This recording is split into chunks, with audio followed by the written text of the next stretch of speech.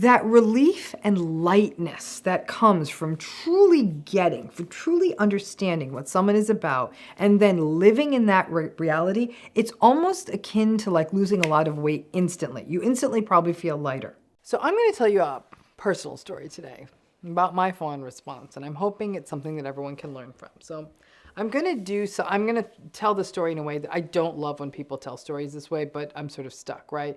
They tell you a story, but they don't give you all the details. But for a variety of reasons, I can't give all the details, but it's my story. And despite how horrible it's been, there is, I learned something huge, and I think it's worth sharing, right? I wish I hadn't learned it this way, but there it is. You know, experience is a very mean teacher. In the past month, I have endured not one, but two relatively significantly traumatic events in my life, both of which in the moment that they happened, I was at a lot of risk in both cases, right? Something very bad could have happened, and even possibly life-changing or life-ending injuries, right?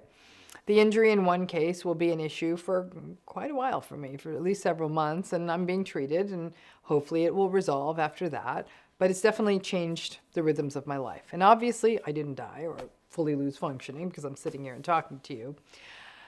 But it's definitely affected my day-to-day. And for those seconds, my body and nervous system, though, mounted up as though something catastrophic was happening and was about to happen for a variety of stuff, legal stuff and all this stuff. Like I said, I can't really give all the specifics.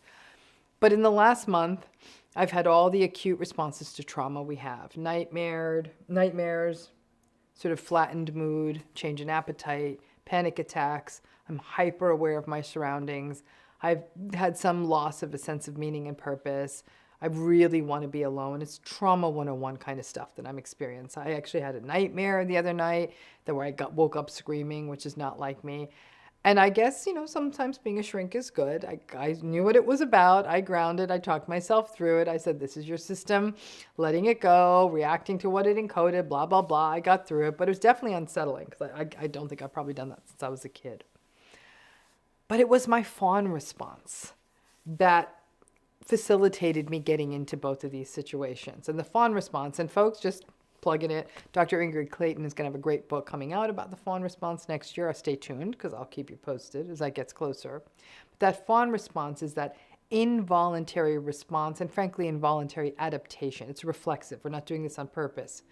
That we make to potentially harmful situations. It's the accommodation, it's the people pleasing, it's not conscious. We do it to stay safe, as with all trauma responses. And then over time, it becomes ingrained in us and it's just our reflex. So the tension of not fawning it's very uncomfortable, right? Many of us learn this fawn response as children, staying close to the abusers or the invalidators in our midst, being good, appeasing, yielding children to protect ourselves, not stepping away from situations where we felt uncomfortable. All of it was to keep us safe. And that gets hardwired, and we always do it. We smile, we give the hug we don't want to give, we accommodate, we make sure we don't take up too much space. We want people to view us as easy breezy and never a bother. We may endure invalidating conversations, intrusive comments, or doing things that we don't want. And again, while we are doing the thing, that the driver, the fawn response, it's reflexive. It's not codependency, it's safety. Through a lot of years of work on this, I know this about myself. And in these circumstances, I fawned. I gave in on some things I shouldn't have. I didn't want to do the things. I went along, I did them, I went to the places, and then bam, bad things happened. Like I said, both circumstances ended up in almost disasters and frankly kind of a real disaster. And interestingly, I also learned in real time, in a real-time manner, the other big lesson about trauma. That sometimes the invalidating, not sometimes, all the time, the invalidating, minimizing, gaslighting responses or frank lies we face after a trauma might feel worse than the trauma itself. People saying things to you like, oh, is it really that bad? Which then leads us to doubt ourselves and our reactions and wondering, maybe I'm making too big a deal about this. After the trauma happens to us, people say ridiculous, invalidating stuff like, well, I didn't intend for that bad thing to happen to you, or we've never had anything like that happen before, or people just don't give you the assistance you need or disappear. when you need their help and you become an inconvenience. It's as though that the unwillingness of other people to see you after that trauma magnifies the lack of safety, and it etches the trauma in more deeply. The world feels far less safe. And I actually had a unique experience, because while the initial response after one of these traumas was deeply invalidating and gaslighting and minimizing and frankly dangerous, after another couple of days, the responses I got from people when I spoke honestly about what happened was very validating and helpful and kind. But there was a little bit of a shift in the narrative that now I was a problem to be dealt with. That didn't help, but at least there was some kindness. And note to everyone, please stop asking everyone to tell their trauma stories over and over again so you can validate whether the person who experienced the bad thing actually deserves to be upset. Nobody wants to be upset. If someone said something bad happened to them, hold space for it and don't question it. Just something we all need to be aware of. But let's go back to that fawn response, because the fawn response was meant to keep me safe. Twice in a month, it made me dangerously unsafe. The trauma response stopped being protective, something that happens all the time. But what this video is about is what I personally call, I think, what might slowly be the end of my fawn response. Obviously, it's not all gone. We can't just scrub these very hardwired responses. But I think I personally had to hit a sort of fawn rock bottom. Had to see situations when I was actually put in and kept in a fair amount of peril. After the second one, the fawning kind of stopped. I kind of don't love this new Dr. Ramani. I find her a bit colder, a little bit more demanding. I'm judging this new non-fawning me. I don't know that other people notice the difference. I do. I'm saying no a lot more often. And a downstream effect has to become more discerning. I'm saying no to more things because I just don't feel comfortable or safe. You really figure out who and what the safe spaces are, and the places I would traditionally go and often get burned, I now don't. But I hate that it took such horrifically harmful experiences to happen. But as with so many things, that fawning rock bottom took me seeing the dynamics in a really intense, concentrated manner, to go from supply to discard in 6 hours flat, to be smiled at politely and not helped while I was having a real issue, for people to stare at me blankly when I told them about the terrible thing that happened and think I was insane. Something sort of quietly snapped, broke inside of me. So that's my story, but what does it have to do with surviving from narcissistic or harmful relationships? First of all, we cannot wait for people to have disasters and physically harmful experiences happen to them, which risk their health and lives to get here. Here's the difference, and this was the light bulb aha moment that I had. These weren't the first scary, dangerous things that have ever happened to me. I've had a few bad things happen much earlier in my life, childhood, adolescence. But I didn't have this narcissism framework. Nobody did. And so I didn't get it earlier in life. And if anything, those earlier traumas got folded back and reinforced my fawn response. They magnified my self-blame because there was no framework and there was no healthy response to it. But the getting it, the knowing what narcissism and gaslighting and invalidation and cognitive dissonance and enabling and denial, what all of it are, then when the bad things happened, you may actually have the framework to see it clearly. Again, it's like glasses. Without wearing the glasses, things are blurry. But having the framework to see it for what it is, that may be what it takes to start to see everything a lot more clearly. I don't want bad things to happen to people to help move out of these problematic cycles or to become more aware of them. And if you are in a narcissistic relationship or healing from one or have ongoing contact with one, then you are getting small reminders all the time. Write them down. Remind yourself they are happening. Practice the techniques, the discernment, the not going deep, the not sharing good and bad news, learning to say no, and write that down too. Sketch out the patterns because the data is there. In my case, in both of these situations, I felt it in my body. In both of these dangerous circumstances, I felt it. But polite, fawny, go along to get along Ramani went against that and smiled and said, of course, that's fine. Of course we can make that work. Ramani's body knew, it is always known. The part of me that wants to connect and attach, that part of me that feels that she needs to be easy breezy, easy to get along with, flexible, no drama, no demands Ramani, invisible, safe Ramani, who needs nothing.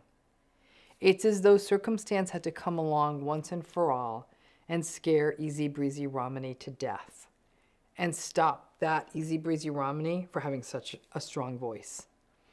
Manners, I can do the manners part.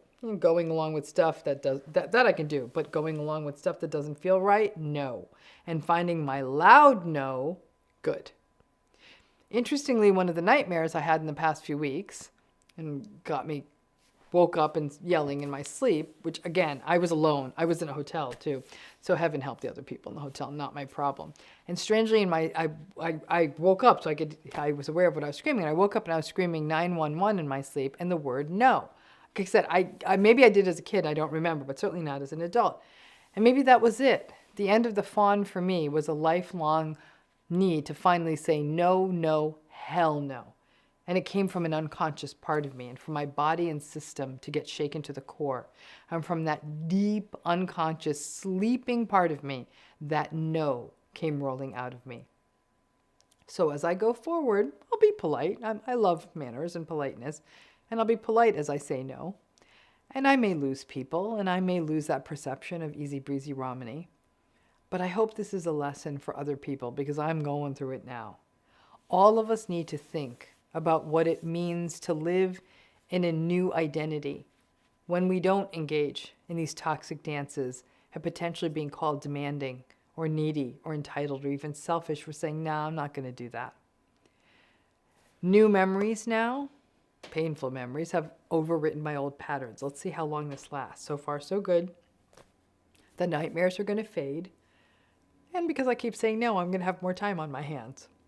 We survivors of narcissistic relationships, we care too much about what other people think about us because that was so crucial to maintaining attachments.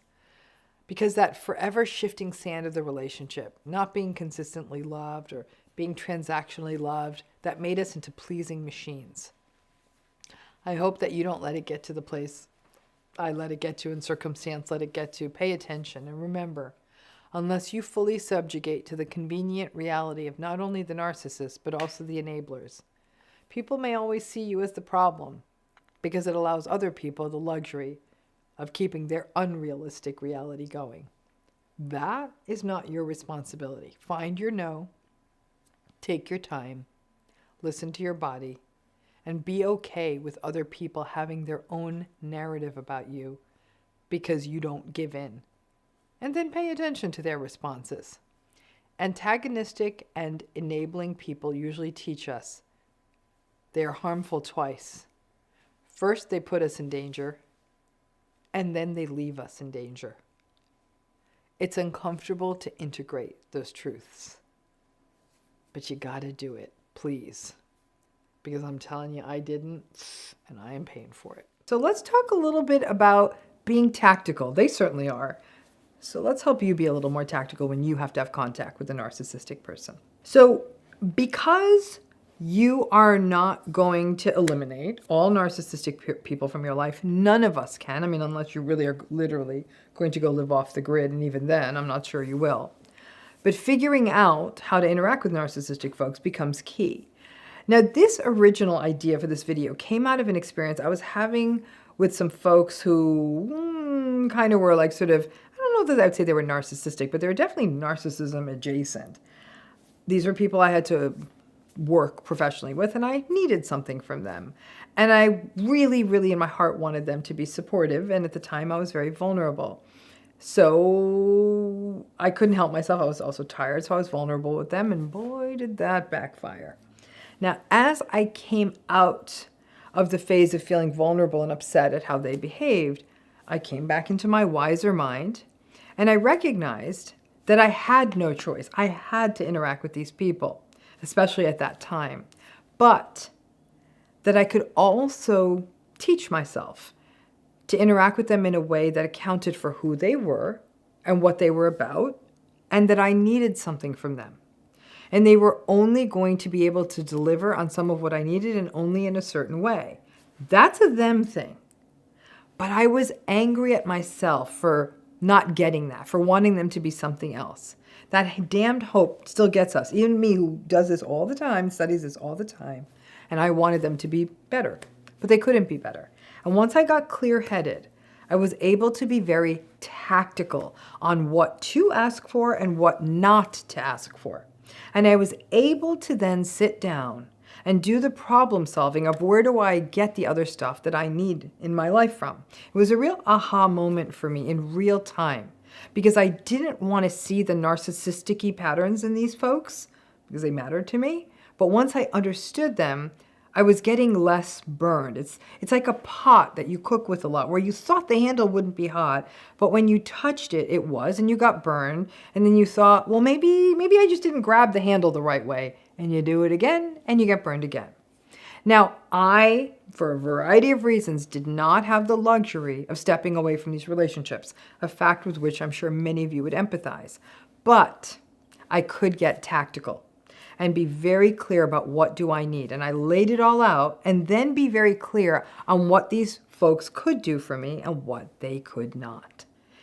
This really takes us to radical acceptance, right? And it's so uncomfortable, because theoretically they should have been able to do all of it. But the word should is a very dangerous word in this landscape. I then disengaged. I turned to them for what I knew they could give, and that was that. Did the warmth leave the relationship from my side? Absolutely. But this was a work-related thing, and I was able to see that these folks were really, really good at the things that they could do to support me. So I got that, and I left. That relief and lightness that comes from truly getting, from truly understanding what someone is about, and then living in that reality, it's almost akin to like losing a lot of weight instantly. You instantly probably feel lighter. So that initial grief can be a setback, but ultimately you do feel lighter because you very clearly see it and you know it. Now, when I shared my point of view with other people who were associated with the project, I got some pushback that I was being cynical, this whole tactical thing. But it really wasn't, because I was much more free and I was feeling better. I was feeling better even in my body. When we admire some aspects of a person, we end up wanting them to be the whole package, skilled, but also warm and empathic and responsive and supportive. And one of the tricky bits of narcissism is that some narcissistic people, many in fact, are often very good at one thing or something. And that being good at something can be quite helpful, depending on how we interact with them. But they're often not well-rounded human beings when they have this personality. We have to be able to see that, because frankly, these highly skilled yet highly unempathic and highly invalidating people may still offer something we need, and we may still need to work with them. Now, this tactical approach may be a bit more difficult to apply in closer relationships, such as romantic relationships or family relationships, but it can still work. It's about asking them the things that they will do because it works for them. You leave that part out, or it feels good for them, and just stick to those things, but recognize that they aren't going to do things like check in with you or ask you how you are feeling. Now, what I am about to say will sound really cynical. I'll own this. But this is kind of a cynical video, so I am going to own it. So in a way, you can think of a narcissistic person like an app. An app can only do what the app does, right? An app lets you order your lunch or buy a plane ticket or turn on your air conditioner or order a car. That's it, nothing else.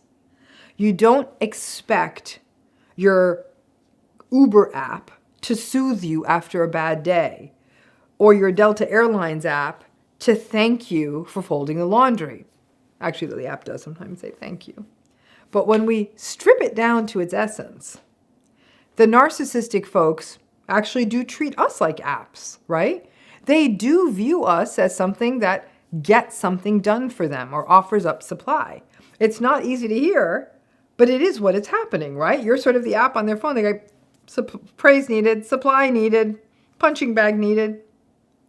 Now, the key to this is to not allow this appy stance to pervade all relationships, that you're able to see the mutual and kind and loving people in your midst who are able to be whole people and to whom you need to bring your whole self.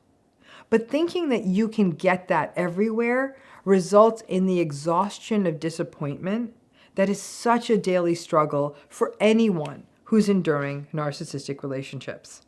The other struggle is that if we are not tactical, we often just want to give up.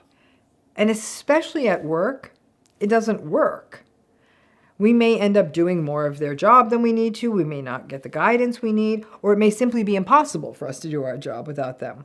But we have to recognize that these are folks who will not go the extra mile or be creative or use sort of innovative problem solving to help us out. So be tactical and get what you need from them, and that's that. I'm not so sure, though, interestingly, that the narcissistic folks are being tactical with us. I don't think they are. I believe that they're just being them. They're just taking what they need. However, for the rest of us, when we have narcissistic relationships in which we must interact, work relationships, certain family relationships, friendships, we have to be tactical, get what we need, and stop waiting for what we can't and recognizing we won't get it. The alternative of getting nothing at all from them may simply not be viable, but it always loops back to radical acceptance and openly recognizing the limitations inherent in all narcissistic relationships. It may not be in your nature to be tactical in your relationships. It's not in mine, honestly. But at some point, it does feel like being tactical is basically radical acceptance and practice. Was there grief before my tactical experience? Absolutely. But when the grief passes and you see the situation realistically, and you do it this way, honestly, like I said, it was like someone literally lifted 100 pounds off my back, and I thought, this feels much easier. So give it a shot. I'm in the midst of managing some heavy stuff in my life right now. And I'm going to share this story here only because A, it may help you feel a little less crazy, and B, it can give you some sense of how this stuff goes off the rails, especially when narcissism hits up against aging, and that's even when dementia is not present. One absolute truth is that narcissism makes a family system toxic. That's basic. There is no version where people aren't harmed in these systems. And even the golden children ultimately are harmed because either they become narcissistic themselves and go on to perpetrate against another generation, but everyone, partners, spouses, children, in-laws, grandchildren, everyone's harmed, and many golden children also go into adulthood feeling guilty. And narcissistic people feel like they live longer than the rest of us. I don't know if it's true, we don't have the data, but because they become so difficult as they get older, I think that narcissistic people's aging makes a disproportionate impact. And when you also recognize that the narcissistic person stressed everyone else out their whole lives, but sort of insulated themselves from stress by always putting their needs first, it's actually no wonder that if they all do live a lot longer, why they live a lot longer. So I'm going to tell you the story of the red toolbox. The red toolbox was really big. It weighed at least 30 to 35 pounds, so it was heavy. It was shiny. It was about the size of a longer, skinnier microwave oven. It was definitely bigger than a bread box. It was made of metal. It had 2 drawers and a top that opened. It would hold a fair amount of tools, but this thing was heavy empty. With tools in it, you would have to be a power lifter to be able to tote this thing around. At best, I could only imagine, for example, like a tradesperson with a cart, or maybe someone having this kind of toolbox in a truck, or it's permanently on a bench in a workshop. But this, in this case, was ordered by a very old person in this story, who would and did struggle to lift it.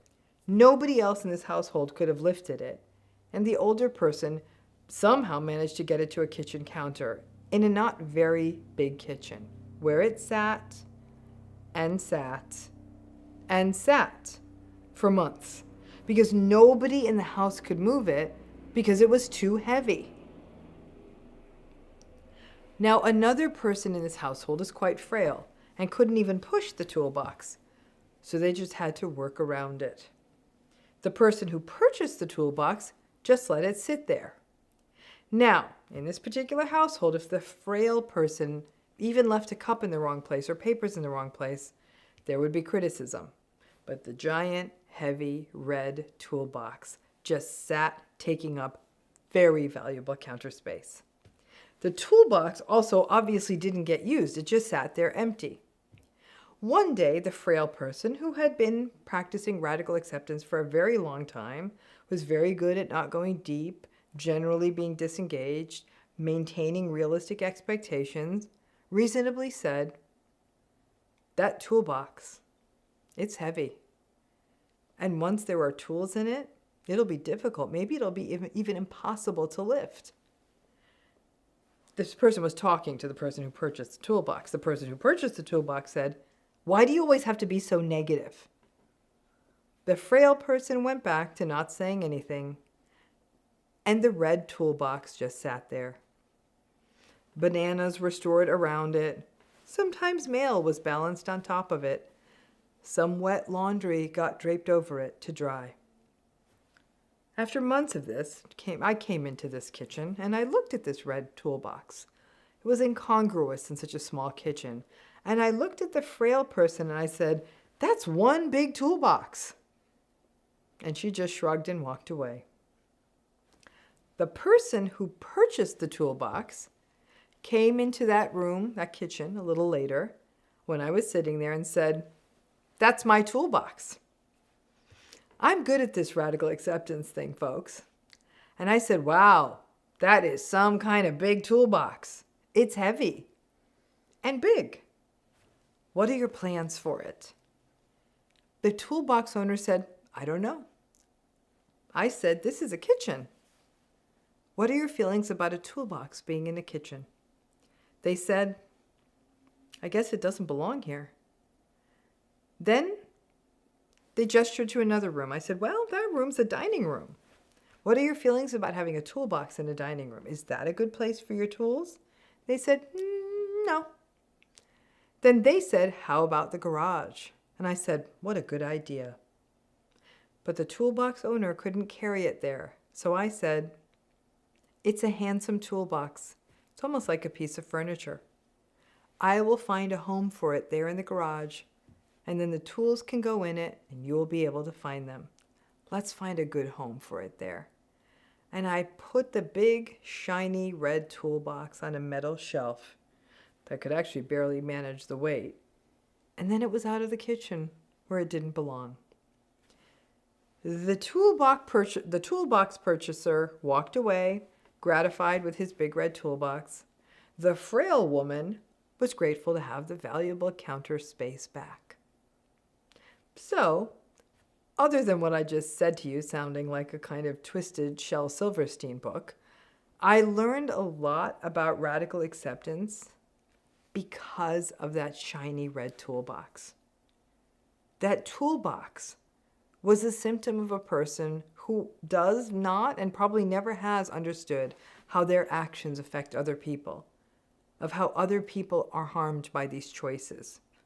It was entitlement. It was a lack of empathy. It was a lack of awareness, sitting there in its big red glory on the kitchen counter. And there was no changing it. For months, it had to be worked around. And to me, it became a symbol of the immovability that these relationships create. The reason and the normal ways that things get done, right? Well, folks with narcissistic situations don't get to do things in normal ways. We have to do expensive and tedious and time-wasting and psychologically inauthentic and exhausting workarounds. I knew that the presence of the toolbox was not good for anyone in that home. And once upon a time, I myself would have raged about the toolbox and said nonsense like, why the hell does anyone need a toolbox like this? A contractor doesn't even need a toolbox like this. Why do you waste your money? Why are you so disrespectful of everyone's space? I would have made that mistake. That would have been me engaging, right? I used to say those things. And the psychological inferno, as a result of me saying what I think is something reasonable, would burn for months. I said those things before my radical acceptance had fully become concrete, because we say those things when we still have hope. Once upon a time, I said those things, and nothing would change. Slowly, I radically accepted. I stopped engaging and I stopped explaining, and I saw clearly there was never and never would be any hope of a normal relationship. And most importantly, and this is the salvation that you can find in any narcissistic relationship, I stopped caring. Indifference is power in a narcissistic relationship. My only goal was to protect the frail person. The radical acceptance reflected a loss of love, a loss of respect, and tremendous grief. Normal people in normal families get to say things like, you don't need such a big toolbox, return it, get your money back, you don't even use your tools anymore. But the radical acceptance disengaged version of the toolbox conversation turned it into an anecdote, a conjecture, and a chance for that toolbox owner to save face and for me to get the damn toolbox the hell out of there. As the painful reminder it was to everyone in that home of years of invalidation, and once upon a time screaming at the top of my lungs, either literally or silently in my soul, but never being heard. It was a chance to save the frail woman who had suffered immeasurably for a lifetime. Listen, folks, someday if I live long enough and the toolbox owner is no longer here, that toolbox will be given to someone who can use it, a friend, a neighbor, maybe even the goodwill. I just have to go spiritual with this shit. And when the red toolbox came into our lives, I saw that it wasn't for us. Maybe it was a reminder of grief, of loss, of how narcissism steals the capacity for normal social relationships. I was able to let go by reminding myself that the toolbox came into my life to ultimately be a gift for someone else. Fighting about the stupidity of the toolbox was a waste of my time. The grief that comes from recognizing that I probably only became aware of my sense of self as a human being of some worth and not defined by the toxicity of what I grew up in, it probably took me till I was about 52 years. Maybe finally finding the peace of knowing that I was strong enough still to move that red toolbox and not have it result in overwhelming and destabilizing emotion within me. Sort of like a final exam where you pass because you finally get it. Getting it doesn't come cheap, though. It's a bit like that damn toolbox. Getting it means recognizing that you didn't get the stuff that many other people get. Healthy parents, a healthy model for healthy relationships, a template for good decision making, feeling heard. Because when we come from narcissistic family systems, we have to learn on our own, often well into adulthood. The stuff that some people are given as a matter of course in childhood, we don't get. And it hurts us. And we still have stupid fights about toolboxes. Until we don't. Someday, someone else will get that toolbox. And I gotta tell you, it'll be on them to lift it and get it the hell out of here. Thanks again.